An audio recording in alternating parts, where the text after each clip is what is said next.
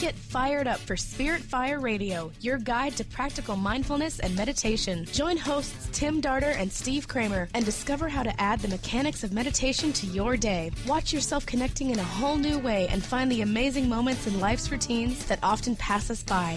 Add to your awareness with Spirit Fire Radio. Now here's your hosts, Tim Darter and Steve Kramer. Hello, it's wonderful to be with you. I'm Steve Kramer. And I'm Tim Darter, and we're bringing you today a show on Smile, the first step of the practice. We're really excited to bring this to you. This week started the whole new round of the practice of living awareness, and the first step is Smile. And we have joining us today a nutritionist, Lori Warren, who's going to talk to us about being mindful about food. But first, we want to talk a little bit about the step. And we have one little thing to say before and wish Steve Kramer happy birthday. Today is his birthday. Yeah, thank you. Newness. This is a new round of the practice of living awareness. It's a new birth year for me. So thanks for that. This week started Smile, step one of the practice of living awareness. That's Spirit Fire's own meditation practice. And we start each meditation starts with a smile. In fact, these are guided meditations, and we say we smile and we take a long, slow, deep breath. So there's something to that, this physiology of bringing a smile and a sort of a sparkle to starting something new, starting the beginning of a meditation, or for a lot of people who might be joining the practice this round, starting meditation as a practice, trying to integrate that into their lives. This is something new. So we want to smile about that. We want to be happy. We want to be joyful. We want to find a space in our house where we can actually sit down and say, I'm bringing some well-being into my life. I'm learning this new practice. I'm learning how to meditate. And we thought, what a better way to start your day than with a smile. And how do most people start their days? They started by eating. We need to fuel our bodies. And we love the idea of smiley cells and a smiley body. And we thought, actually, when I think of everyone I know in my life, when I think of one of the most infectious smiles of anyone I know, it's Miss Lori Warren. That's for sure. Got her here with us. Lori is a nutritionist. She knows so much, has taught both Tim and I so much about nutrition, about ways to make not only our bodies smile, but our lives have sparkly smiles. So Lori, welcome. It's great to have you with us. Thank you, birthday boy. It's great to be here with both of you, and I'm really excited about being part of talking about this first step. Having done meditation through Spirit Fire, I know how important this first step is, and it's actually one of my favorites. So I'm really excited to be part of this. Thank you. Wonderful. Well, we talked a bit about what we were going to talk about during the show, and we realized that when you start anything, when you begin anything, a lot of people that are probably coming into your office are starting a new diet program. Right. So Lori, where do you start with someone who's trying to figure things out from a nutritional perspective and really jumpstart a change for themselves? It's an interesting question, and as you can imagine, it's pretty person specific, but and so a lot of people do come into my practice looking for weight loss or stress management or that kind of thing, and I also work along a continuum to people that are in pretty significant disease states, or people that just feel really unwell and people haven't been able to diagnose it for them. So people come into my office in all different states, but most of them are definitely looking for help or they wouldn't be there. So although obviously I do spend a lot of time talking about food because I believe that to be absolutely foundational to pretty much everything, because, I loved when you said in the beginning, our cells smiling. Mm-hmm. So one of the foundational tenets that I teach people when they first walk into my practice is, look, you're made up of 60 to 90 trillion cells. And you build every single one of those cells with your food. It's basically food, oxygen, and water. So it's really super important that we stop thinking about our stomach as just this thing we need to fill, as opposed to the intermediary between the food that we put in our mouths and what kind of cells we're building with that food. So I'll ask people, do you want to build Dorito cells or do you want to build broccoli cells. And I imagine the broccoli cells is the right answer, huh? Right. Yes, you're a quick study. Yeah, and so I talk a lot about food and I try not to, I'm a real biochemistry geek. I try not to get too much into the cellular stuff, but I do think it's important for people to know that. But the other thing, gentlemen, that I spend a lot of time working with people on is their inner game. And I've actually given, I lecture around the greater Boston area a lot. And one of the most popular lectures requested is my stress lecture. And I talk about meditation in that. And inner game, so the way we approach food, our relationship with food, the way we approach just about anything, that inner game is actually it's one thing to understand what to eat and when to eat it. It's another thing to actually embrace those new habits and things that you learn and start to feel really good about your choices. And so what's a little more about that? I know we've had conversations about language is really important, about calling something a diet or not calling it a diet. Mm-hmm. Yeah, that's I just think words are so, so, so important. Entire armies have been moved simply by the words of a general. So the words we choose are really important. And so in my practice, I actually don't, my clinical practice, not my meditation practice, I don't ever use the word diet because, two reasons. One is I'll never forget a Garfield cartoon I saw once that said, "Diet is die with a T." Oh, no. And I thought that was really funny, but I've never forgotten it. But the other reason is that a diet to me connotes something that's typically fat, like faddish, like a fad. Yeah. And people talk about going on a diet, which means that also mentally they think they're going to go off it. Yeah. Like anytime you go on something, you're likely to go back off again. So what I like to encourage people to use as verbiage instead is a food lifestyle.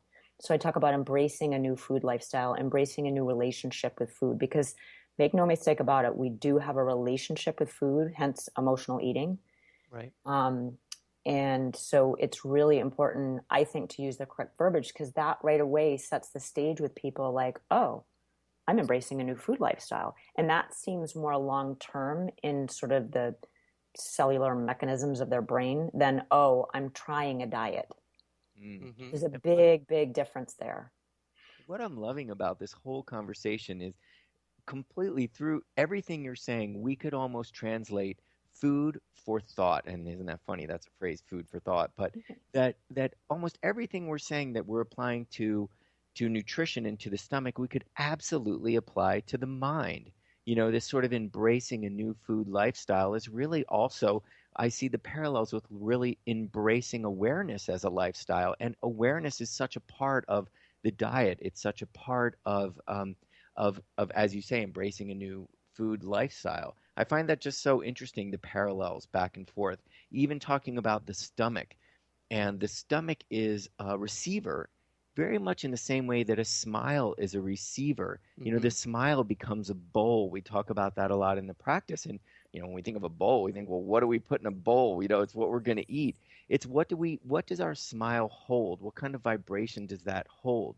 Is it an authentic smile? And there's this authenticity to food too. What are we putting in this bowl that we've created? So that's such a big part of our diet as well as authentic food. Yeah, hugely. I totally agree. And mindfulness, you use the word awareness, which to me is, pretty close to the word mindfulness. And I talk about that a lot in my, work with my clients and my writing and my lectures. Mindfulness is definitely something that goes through all of it, because mindfulness is really where we start to, before you stick that donut in your mouth, you sit and you look at it and you say, why am I eating this donut? What am I actually hungry for? Is it really the donut, or do I really need a hug? Right. Or, something different. It's a really good question, actually. What are you hungry for? Is it actually food? Is it that food? Or is it something else? Do you wish you had more joy in your life? Or do you wish you had more free time? Or do you wish you had more affection? Right. So the mindfulness piece is so, so important. And I, weave that through all my discussions with my clients and with my students when I'm lecturing. Indeed, and observation is such a part of mindfulness. We really are learning the nature of the mind through mindfulness, and that's accomplished by training oneself to observe what's cluttering the mind. And over time, this clutter is exchanged for this spaciousness, which is really what you're teaching people to do with their diet. It's really taking a look at that.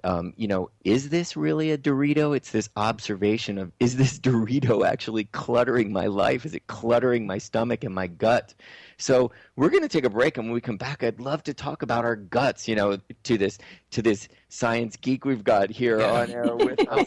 Bring it on. We're going to talk a little bit about meditation and the ways it's literally connected to your gut. So we're going to take a break, and when we get back, more with Lori Warren.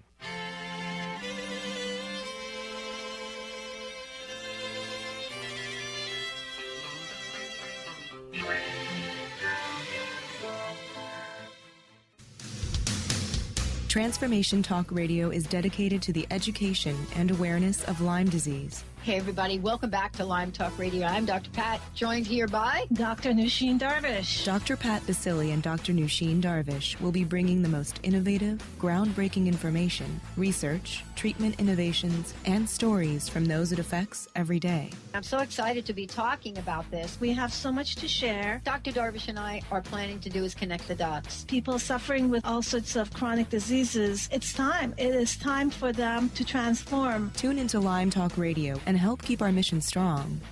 For the loyal listeners out there that have been listening to this incredible show on Lyme disease, we are not going to let you down. We're going to come through stronger and enrich the platform for Lyme disease awareness through Lyme Talk Radio. The message will continue, the conversations will become stronger, and the healing epic. Hi, I'm Tim Darter. And I'm Steve Kramer. Join us on Spirit Fire Radio. Discover how to add the mechanics of meditation to your day. And watch yourself connect in a whole new way. Find the amazing moments in life's routines that often pass us by. Add to your awareness with Spirit Fire Radio. Tune in each Wednesday at 9 a.m. for your weekly guide to practical mindfulness. And to learn more, visit www.spiritfireradio.com. Tune in to The Truth is Funny with Colette Steffen each Wednesday at 8 a.m. Pacific, 11 a.m. Eastern on TransformationTalkRadio.com. This hit show will have you thinking outside the box and riding the wave of infinite potential. Join Colette on the Higher Self Network, inspiring listeners to shine their brilliance and ensure success while roaring with laughter as they recognize the humor of the giant cosmic joke. Visit thetruthisfunny.com.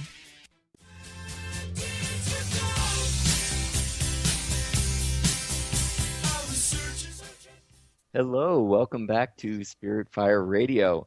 We are being joined today with Lori Warren, nutritionist Lori Warren, and we're talking about step one of the practice of living awareness.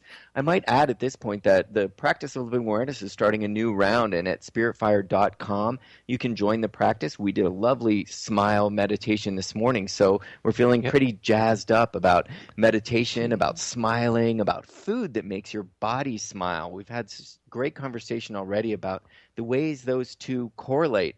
And it has me realizing, meditation has such an effect on our brain.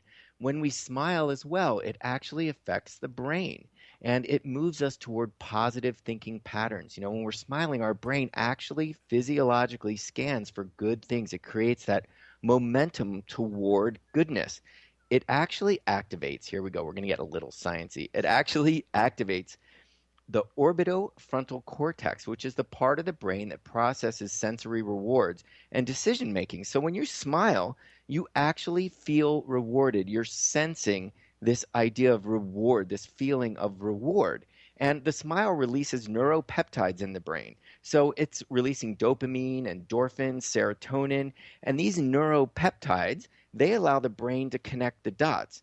And these dots that it's connecting are hormones, which are all feel-good hormones, stress reducers, pain relievers, antidepressants. I mean, how many of us take pills for all of those things when meditation actually helps us in that regard? But guess what? This serotonin that's released, guess where? 95% of the serotonin is stored in your body. It's actually stored in your gut. It's stored in your digestive system. So, Lori, come on, we're talking about the enteric nervous system and the correlations with like feeling good and meditation. It's all right there, right in front of us. I know you know a bit about the enteric nervous system, huh? Oh, I love the enteric nervous system. So, yeah, that's just such a great topic, and you're gonna have to rein me in because I could go on forever about this.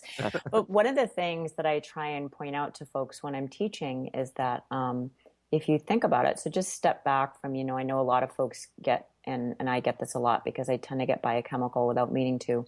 People are like, what the heck's the serotonin? If you just think about the physiology of the body, the brain and the small intestines look exactly the same.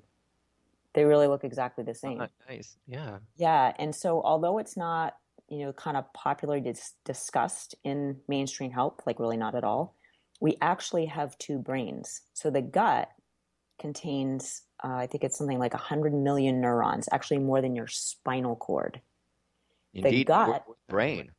yeah, the gut was actually our first brain. So the enteric nervous system, which totally infiltrates our whole digestive tract, it's actually in the linings of our digestive tract pieces, stomach, intestines, and colon.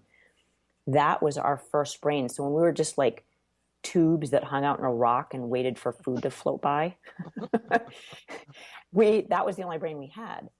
And then eventually, as evolvement happened over millions of years, we got our other brain. But that first brain, it's actually the first one that develops in embryos.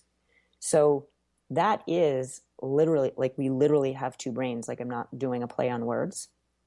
And just like the brain in the head, the enteric nervous system in our digestive tract actually sends and receives impulses, it records experiences, it responds to emotions. So that, sometimes, like, if you get upset or stressed in your digestive tract gets all sad, like you get crampy or bloated, or your bowels get an uproar, that's like no mistake. Those two things are very connected, and your brain can make your gut upset, and your gut can make your brain upset.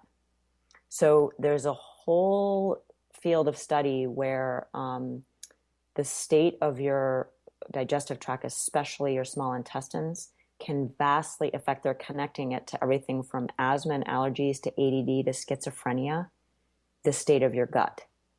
Indeed. So really, really important stuff. And happiness as well. The gut's brain plays a big role in human happiness and in misery.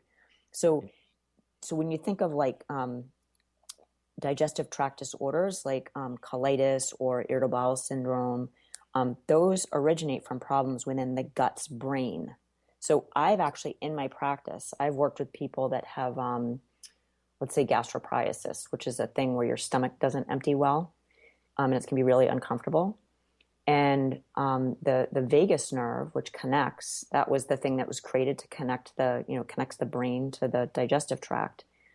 If I work with someone from a food perspective and partner with someone like an energy, physical therapy, manipulative healer, and work on getting their vagus nerve upgraded, like kind of back online, and also talk to them about how to manage their stress so that they don't send their vagus nerve on vacation again, all of a sudden the gastroparesis disappears, like in 2 weeks, something they've had for like a decade. Well, and what's fascinating about that is the vagus nerve is directly related to the parasympathetic nervous system. So I know we're getting very techie here, but we can break it down, and it's so interesting. So the sympathetic nervous system is your fight or flight response. That's what has you stressed. A lion's coming at you, and you're going to dive out the window with glass in it. And you've got your parasympathetic nervous system, which is actually called your rest and digest system. So isn't it interesting that the parasympathetic is related to the vagus nerve, is related to digestion, and this is where we actually relax. This is where we actually open, we receive, we allow things in. This is actually the calming aspect of the nervous system that when we're meditating is completely triggered. So I just find that all fascinating and hello. Yeah, it's huge. And that's, when I'm talking to folks who are having trouble with digestion, I say one of the most important things you can do is stop eating on the run all the time. Yeah. Because if you're eating stressed, that whole parasympathetic system, that's the rest and digest, is kind of offline. And look at Right. that, Right. eating on the run. It says it right there. You Yeah. think fight or flight, we're automatically in defense and react mode. And there's the response mode that we find with rest and digest. There's so many phrases. You think about the serotonin and all of these chemicals that work with memory and work with response and reward. And there you have follow your gut. I can't stomach this. We have all of these phrases that really talk about your stomach being your sensory perceptor, that your stomach alone really does tell you a lot of information in the same ways that our brain, as you say, a second brain, it's that creating space for awareness. Well, your brain has an awareness, your second brain in your gut has an awareness of its own. It's just fascinating. Yeah, and what's even more interesting is technically the one in our head is our second brain. Isn't that interesting? And it shows us how instinct is so important. And I know you must be teaching people this left and right. As you say, when they walk in, it's about creating a new habit. It's about creating a new awareness. And so much of instinct is about observing. What is my body telling me? And what are my thoughts telling me? What are my emotions telling me, creating that space? Yeah, it's hugely important. And that's one of the, another one of the first things they talk about with people is that any change you want to make in life, whether it's starting a meditation practice or embarking on changing your food lifestyle, anything you want to do, it's all about a commitment backed up by habits. So first you have to make the commitment inside yourself, like, wow, I really want to learn how to meditate and bring that amazing tool into my life. Or I want to learn to eat better so that I can feel better in my physiology and have higher vibration food coming into my body. How do I do that? Well, first you commit, and then you create habits. So, just super, super important, the whole thing around habits. It's kind of a boring sounding word, but it is just, it's so, so important. The practice. We're both laughing because, it's called the practice of living awareness. It's called meditation practice for a reason. We are habitual creatures. Yes. It's why the earth rotates. It's why the sun goes down and comes up every day. It's because every day we get a new start to the same old thing. That's all part of living, huh? Totally. And it's, one of the things that I've noticed people starting to try a meditation practice or starting, trying to do different food, I'll get one of my favorites that I get in my practice a lot. Well, I don't have time for that. Mm-hmm. And I was working with, I can get a little bit sassy in my practice. I was working with a woman the other day and she said she didn't have time for breakfast. And I said, that's interesting. So do you ever leave the house naked? And she was like, no, of course not. I said, oh, because you have a habit that says that every morning before you leave the house, so that A, you don't get arrested, and B, you don't get embarrassed, you put clothes on. She's like, yeah. And I'm like, okay. So you can also create a habit that every day says you take 5 to 7 minutes in the morning to make sure you're putting something nourishing in your body to start your metabolism for the day. So when you start to reframe things like that for people, they're like, oh yeah, well, of course I could do that. I get dressed. That takes 5 to 7 minutes. Why couldn't I have breakfast? Well, and how much does a healthy breakfast lend to actually creating more time within your day? Your body's operating better. You actually are more effective. It obviously makes sense. In the same thing with a meditation practice. Someone that doesn't have time or they just can't quiet their mind, well, it takes time. And that's why sitting down for the first step, we smile because, my goodness, you're actually doing it. And it's about carving out that time and saying, well, I'm actually going to have a healthy breakfast today. I'm going to get up 5 minutes earlier. How long does it take to, make yourself a really nutritious smoothie? Right. And give yourself 10, 15 minutes of meditation. And when you take the time to be mindful about that and appreciate that time, you can start the day with a smile and really let the joy filter through the rest of your day. And so with that, we're going to take a break right now, and we'll be back just a few minutes to speak more with Lori Warren.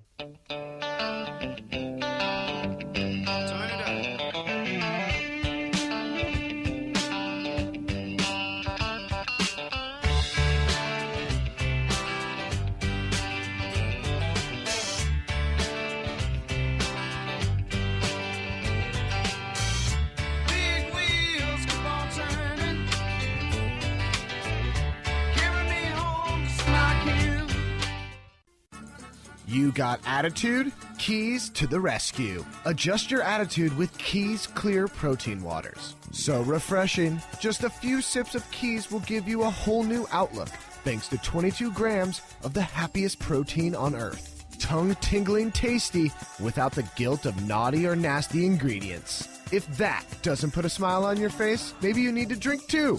Put a little woohoo in your attitude with Keys Protein Water. On Amazon or at Keys, Kees, please.com.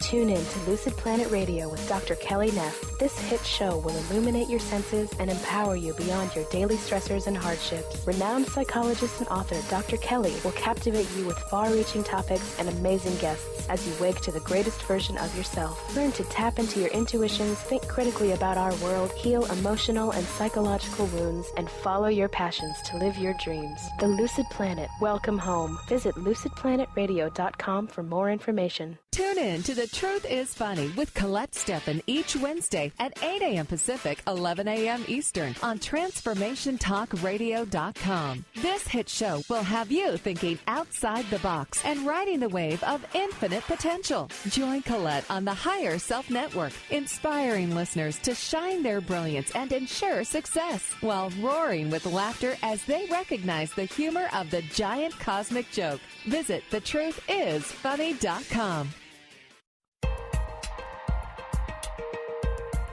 Enlightening, humorous, and compassionate. Listen live to The Kelly Ballard Show, insight and inspiration from the great beyond. Kelly is a fourth-generation medium and intuitive who covers topics ranging from grief, spirit guides, and listening to your intuition. Kelly can help you get answers and guidance from the other side with a little bit of humor and a lot of healing. Tune in to The Kelly Ballard Show, Thursdays at 1 p.m. Pacific Time here on TransformationTalkRadio.com.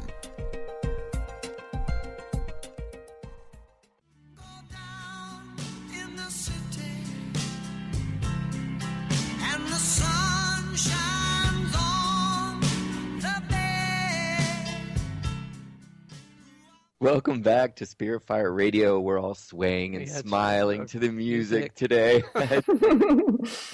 So this is Steve Kramer. I am here with two beautiful people, Tim Darter and Lori Warren. And knowing them both so well, I'm privy to some information that I'd love to hear both of them talk about. You know, we're talking about incorporating meditation into your life and that can bring a sense of well-being and wellness.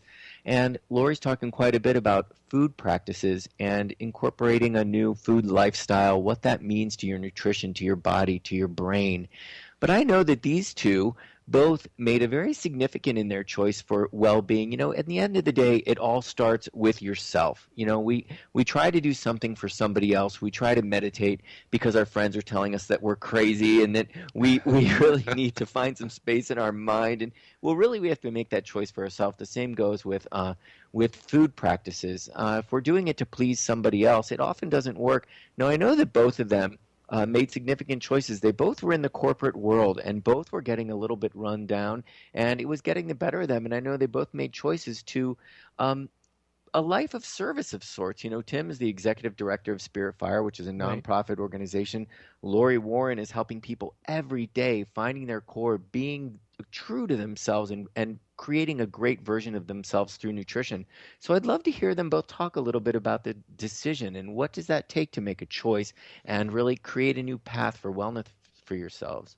Sure. So, well, you know, that decision for myself was one of really wanting to put myself in a place where I could serve more, and serve from a higher perspective of being able to use whatever it is that I've learned from the corporate world and give it back at a much more one-on-one basis. You know, a lot of, even when it comes to diets, we talk about, you know, one place to always start is to get lower down in the food chain, you know, eat organic, eat local. Well, I wanted to do the same concept with what I'd learned in the corporate world and really give it back in a way, which, you know, into the nonprofit sector where you can really do that. And bring a smile to myself, you know, put myself in alignment where I could really smile about what it was I was doing. Day to day, huh? Yeah. Very important. Mm-hmm. Lori, was it the same for you? Yeah, it was similar. So I spent, you know, a few dozen years in high technology, and which is a very, you know, fast-paced, demanding sector of business. And there just came a point at some point in there where I just felt like I wanted to do something that to me mattered more in the lives and happiness of other people. That doesn't mean that working in high tech isn't a good thing. If it totally jazzes you, it's awesome. But for me, I wanted to do something that was more in direct service to people. And I'd always been sort of the food goofball, like everywhere I'd worked and with my friends, like the foodie. And I just found myself, I started working for a nonprofit around food and doing lectures before I went back and got my graduate degree in nutrition and started studying neuroscience and biochemistry and all that stuff. So it was really a big pull for me. And what's interesting is for me is that as I got further into my relationship with food and the body, what happened very naturally out of that for me was a spiritual and a meditation practice. Because of a lot of the things, as we've been talking, guys, for the last, half hour, 40 minutes, there's so many parallels between meditation and feeding the body. It's really feeding the body and the mind and soul in two different ways. And so getting into food and wanting to honor my body with food and wanting other people to honor their body with food so they could feel amazing, my mantra is to create vibrant health. And that, comes from a lot of places. Your food, your spirituality, your relationships. So it's really about being authentic and aligned. And that was, really for me what started a lot of my spiritual practice as well. So it was, similar to Tim's, but definitely a big pull to make a change. Yeah, and it's holism, it's bringing your whole self to something. I know Tim brings that to Spirit Fire. He brings his whole self to this organization, and you bring your whole self. It's this idea of authenticity and holism, and how interesting that we can find that in our food. When we realize when our food actually isn't whole itself, it's actually not feeding us, correct? I mean, there's so many parallels, huh? Correct. It's filling our stomach, but it's not feeding our cells. Interesting. Filling our stomach, but not feeding our cells. Mm-hmm. And so tell us a little bit. Let's just talk a little bit about food itself. So people that are listening, they're hearing all this about diet and food and eating healthy. So tell us, what does that mean? What is clean food? What does that mean, clean food? What's SAS? What is your SAS? Yes. My food SAS.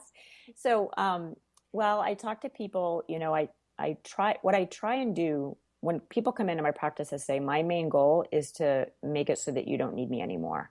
So I want to educate you in a way that you have foundational knowledge that you can apply whenever you're out to dinner or at a party or in the grocery store. You don't need a list, but you just know intuitively what to choose.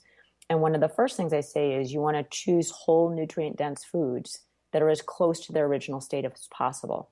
So some of you may have heard the mantra like shop the perimeter of the market, because that's where most of the whole foods are, the produce and the eggs and all those things that don't have labels on them, as opposed to the aisles. Not that everything in the aisles is not good, but a lot of what's in the aisles of the grocery store is not serving us as well. So I talk first about, so think about that. Like if you look at a ring ding, that, like, what is that? What original state is that close to? Nothing. Like that you would never like walk by a ring ding tree, right? Right. So if you look at something like, kale or carrots or hummus or eggs, those are all recognized. I know what that is. I know where it came from. So that's the first thing I try and tell people. And what I call that is, I call it food sass. So I call recipe sassy or food sassy. And people say, what do you mean? How can a recipe be sassy? So food sass for me is food that is nutritious, delicious contributor to creating vibrant health. It's not fake, lousy food that fools your senses and leaves you kind of holding the bag with less energy, more fat than you want, poor health. Food sass tastes amazing, gets absorbed into your body. It blasts your cells with nutrients and phytochemicals, and it thumps its chest and sounds a rebel yell in today's fake food culture. How do you like me now? That's what food sass says. What I love about hearing you talk is that you're really giving people this, you're putting the responsibility on them, really. You're not saying just do this, do this, do this. You're saying educate yourself, understand how the system works, understand how the system of your body works, but also understand these systems, the system of the mind, the system of the grocery store, stay to the perimeters. So I love that actually the responsibility goes back to them quite a bit, huh? Yes, I'm a huge, huge proponent, not only with food, but just in our lives in general, of personal responsibility. So in all, personal responsibility in your relationships, in your work, in your food choices, like everywhere, be responsible for what you are creating in your life. And that includes food choices. And be responsible. It doesn't mean you're going to make perfect choices all the time. I certainly don't. But what it means is that you understand, and that when you make that choice to maybe have something that, ice cream. Okay. I love ice cream. Ice cream is not something that builds awesome cells at all. But when I do have that ice cream, when I'm out with my kids and I just say, you know what, this time I'm going to have one with them, I don't sit there and say, oh, Lori Warren, you stupid person, you're eating this crappy food that's not good for you.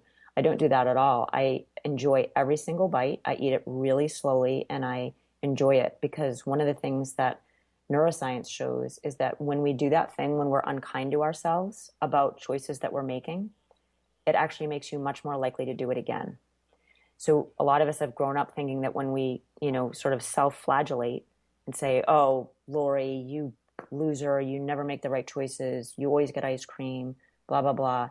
We think that we're reprimanding ourselves so it won't happen again, like you would do with a kid. But actually what happens is you set yourself up, because now you've told yourself you can't do it. So you've set yourself up to make those same choices that aren't serving you. Yeah, not a lot of smile in that, huh? No, a lot of frowning. It's beautiful, you put those two together, and meditation can offer you that higher perspective, that one being the observer of their mind and of their thoughts, and catching yourself, when you're out with your kids and you're about to have this ice cream and you're just berating yourself. It's just no fun, so meditation is such a wonderful way to sort of give you that higher outlook, that create that space in your mind to take a look and say, is this thought really serving me? Is this sort of reprimanding really serving me, and trying to figure that out for yourself. Mm-hmm. Yep, totally. So we're up for another vacation. We're up for another few minutes. Yay, I love vacation. Woohoo! We're gonna go to another break, and when we come back, we're gonna ask Lori 3 very beautiful, poignant questions. It's gonna be fun. Yes. When we come back to Spirit Fire Radio. Thank you for joining us today. Heard it from a friend who heard it from a friend who heard it from another. You've been messing around. They say you got a boyfriend. You're out late every weekend. They're talking about you and it's bringing me down. Holistic Medical Center is where you find it all. A healthy space with doctors who care, see, and listen to the whole you. Hi, this is Dr. Darvish. If you have not found an answer to your chronic symptoms, you will find answers here at Holistic Medical Center. Our doctors find the root cause of your symptoms and guide your body towards healing naturally. We transform lives from within. Visit drdarvish.com or call 425-451-0404. Hi, I'm Tim Darter. And I'm Steve Kramer. Join us on Spirit Fire Radio. Discover how to add the mechanics of meditation to your day. And watch yourself connect in a whole new way. Find the amazing moments in life's routines that often pass us by. Add to your awareness with Spirit Fire Radio. Tune in each Wednesday at 9 a.m. for your weekly guide to practical mindfulness. And to learn more, visit www.spiritfireradio.com. Are you ready for a radical shift in your way of being? Are you seeking a more deeply connected and fulfilling life? Awakened Living Radio is a show dedicated to helping you embrace a life filled with profound peace, connection, and happiness. TJ Woodward is passionate about helping you find your clarity, balance, and purpose. Join co-host TJ Woodward and Dr. Pat Basili on the first Monday of every month at 11 a.m. Pacific Time for Awakened Living Radio on TransformationTalkRadio.com. The doctor is in. Tune in to the hit show, The Psychic Love Doctor, with host Deborah Lee. Deborah's life-affirming, highly perceptive reading method has taught Deborah how to zero in on specific problems with relationships, career pursuits, and current roadblocks to success and happiness. Join Deborah Fridays at 2 p.m. Pacific, and for a special broadcast the second Thursday of every month at 11 a.m. Pacific on TransformationTalkRadio.com. Tune in to The Jen Royster Show, intuitive guidance to inspire your life, each Thursday at 8 a.m. Pacific and 11 a.m. Eastern on TransformationTalkRadio.com. This amazing show is an inspirational hour that will take you on an epic metaphysical journey to discover the spiritual approach to life's greatest challenges. Dr. Jen is an internationally known intuitive counselor, spiritual teacher, and energy healer. Call in for intuitive readings and visit JenRoyster.com for more information. Tune in to Lucid Planet Radio with Dr. Kelly Neff. This hit show will illuminate your senses and empower you beyond your daily stressors and hardships. Renowned psychologist and author Dr. Kelly will captivate you with far-reaching topics and amazing guests as you wake to the greatest version of yourself. Learn to tap into your intuitions, think critically about our world, heal emotional and psychological wounds, and follow your passions to live your dreams. The Lucid Planet. Welcome home. Visit lucidplanetradio.com for more information.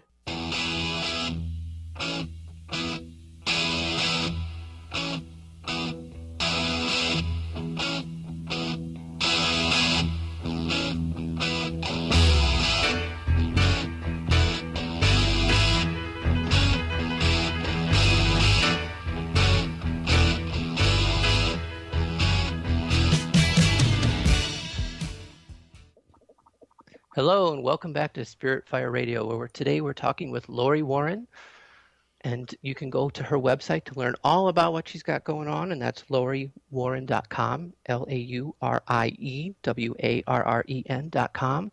And Lori, why don't you fill us in on a few things that you've got going on right now that you want to share with people? Oh, sure. So actually, as we speak, I have a whole bunch of people involved in a group purification program. So I do individual purifications with people all year. So this is a 21-day cleanse. It's 21 days. Interestingly, a few minutes ago, we were talking about building habits. Most of the research shows it takes 21 days to create a habit, which is why my purification program is 21 days long, so that hopefully people will create new habits that then they can bring into what I call their new normal. So they go from a 3-week cleanse and then bring some of those new habits into their everyday life. So I'm running a group one of that right now, which is super fun. And I have a retreat coming up at Spirit Fire, of all places, which I'm super excited about. So it's called Creating Vibrant Health, the Foundations Retreat. So this is all the foundations that I talk about with my clients, talking about food and cells. You know, why does food matter? How does it relate to disease? Stress and mindfulness. There's going to be daily meditation, actually instructed by Steve, yay. And there's going to be daily yoga, which is another great venue for reducing stress, talking about food basics, food timing, which is also really important, talking about meal basics, talking about changing a relationship with stress. I have a really great curriculum put together with over 2 hours of downtime for people to really enjoy the gorgeous 95 acres of Spirit Fire. Because I've been to retreats where you're in training all day and you don't get to have fun, and that's not going to be my retreat.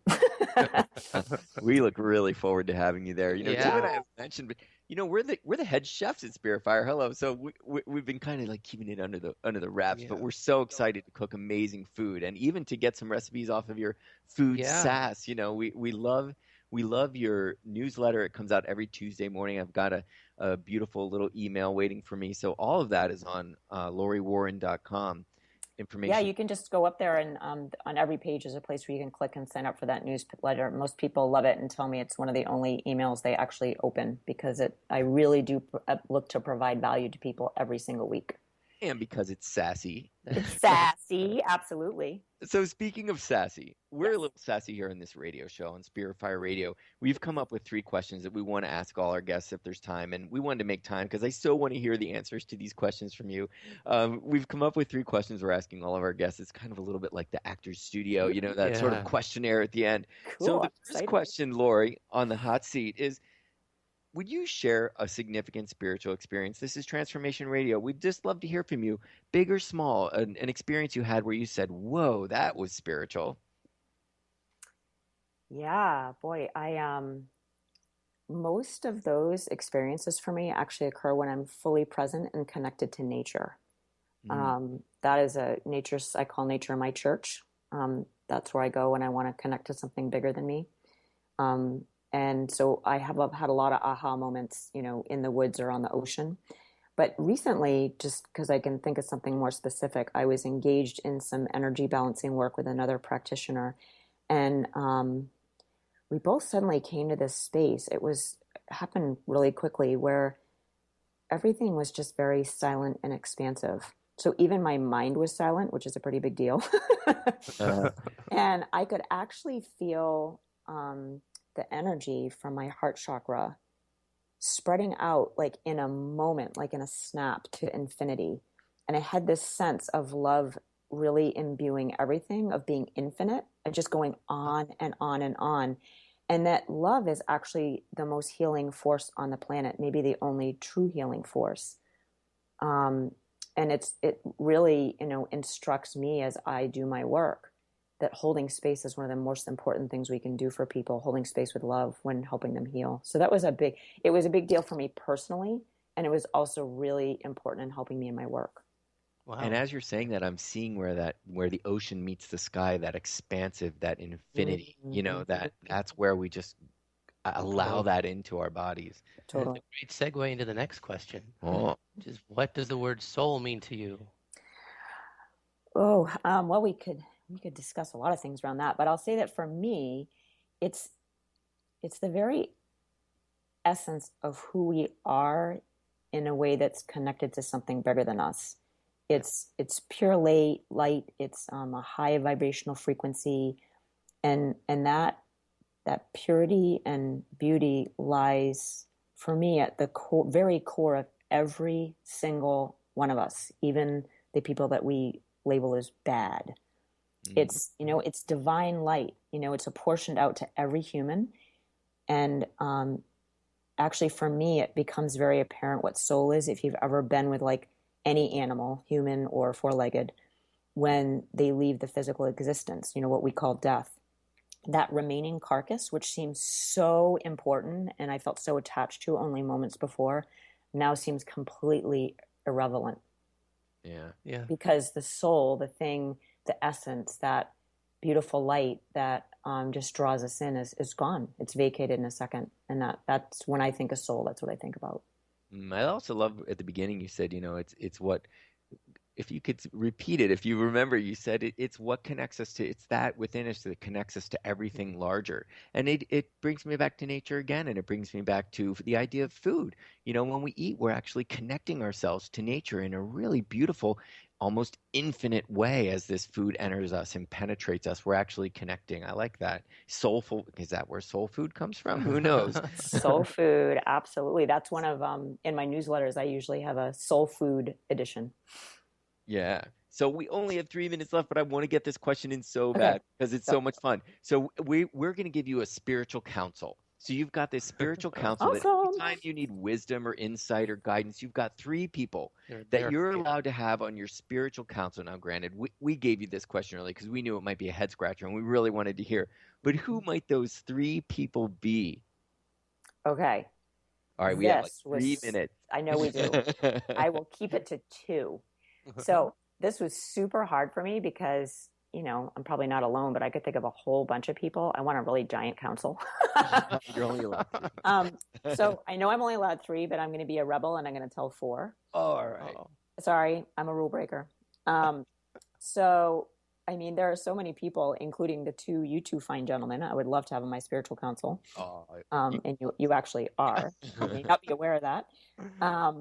But I would have to say, other than the people in the room, it would have to be Thich Nhat Hanh, who's one of my faves, my mom, who is a very grounded, loving human being and instructs me all the time. A woman named Kim Barthel, who's intuitive in Canada, that is just a beautiful, beautiful light in this world. Just amazing. And then I'd have to say Marianne Williamson. I really love her work and what she brings to the world. Nice and powerful women you've got going on there. Yeah. Thich Nhat Hanh. Beautiful. Oh my God, he's the bomb diggity. I love him. He really is. There's so much. He's got a beautiful quote. I even have him right in front of me. Sometimes your joy is the source of your smile, but sometimes your smile can be the source of your joy. Mm-hmm. True that. That's nice, true. right? Yep. Ooh, that's a nice little tie-in. Yeah. It is a total tie-in. That's why it's right in front of me. That's really cool.